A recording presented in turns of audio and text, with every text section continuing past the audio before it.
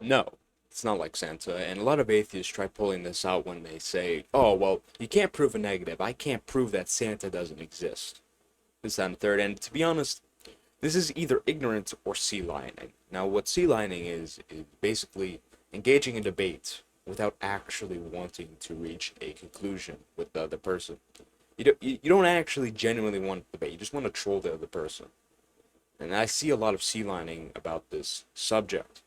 Because then they start talking about all these ridiculous things that in reality they don't really believe. Then you have to try and, refute everything, and it becomes this big mess. It isn't even a productive discussion at that point, but what I'll focus on is proving negatives, right? And addressing the Santa question directly. So let's look at Santa, for example.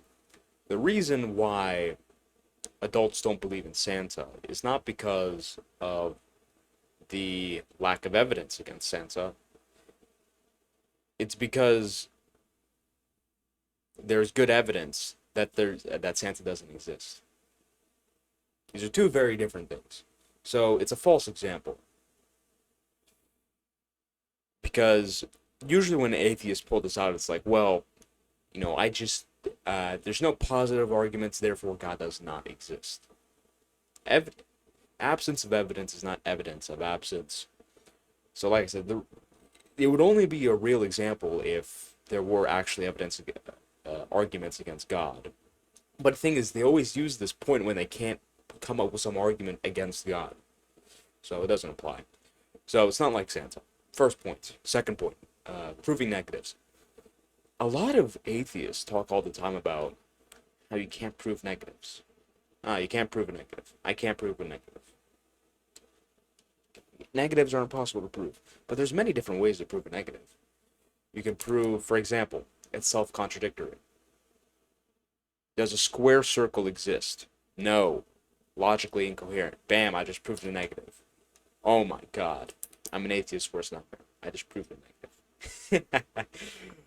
uh, who knows what I'll prove next? Who knows? In any case, God's existence is not existence. And they try doing this all the time with other things too, like leprechauns, tooth fairies, unicorns, this, that, and the third. They try substituting all these different things, and like I said, either they don't think about it or they're just sea lining. Because at some point, some of them even say, well, how do you know I'm not God? You can't prove that I'm not God, blah, blah, blah, blah, blah. And they don't even believe that. They don't even believe themselves that they're God. I know they're trying to make some point about, you can't prove this, you can't prove that, this, then the third, but this really just goes to the question of faith.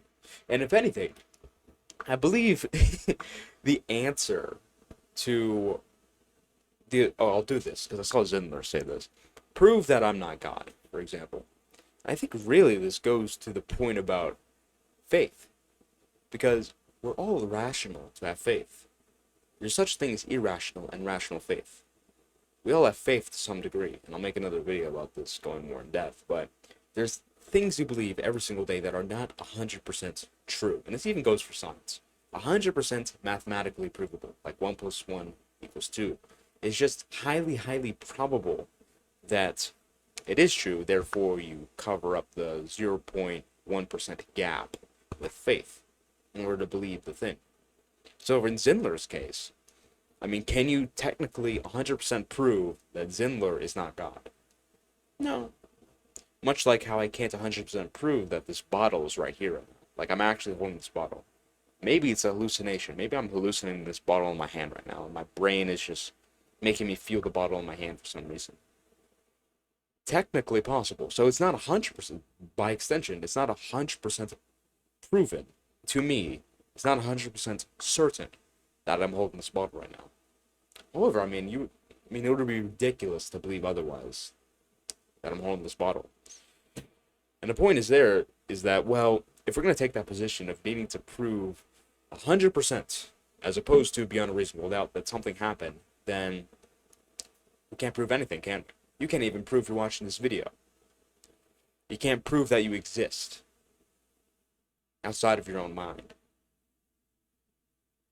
You can't prove that I'm recording this video right now. Oh, but I'm watching the video right now. How do you know you're not hallucinating? How do you know I'm not hallucinating me recording this video How do you know you're not hallucinating right now and, it all just happened? I'm a figment of your imagination. This camera, this channel, this computer is all figments of my imagination. How do you know 100%? You don't. However, if you believe those things, you would be put in a mental hospital for being schizophrenic. So the point is that if we're going to take this view of needing to prove everything 100%, then that would completely destroy everything, all forms of reason. Rather, we should just be able to prove things beyond a reasonable doubt. For example, we can prove beyond a reasonable doubt that, you're watching me right now and I'm recording this video right now. We all believe, all rational people believe those two things. However, realize, like I just said, it's not 100%. You have to cover up that little gap of faith. So, I know that's a bit of a side topic, but I do believe it relates. Because, again, they say the same exact things. It's usually one after the other or one before the other. So with that being said, is God's existence like Santa's existence? No.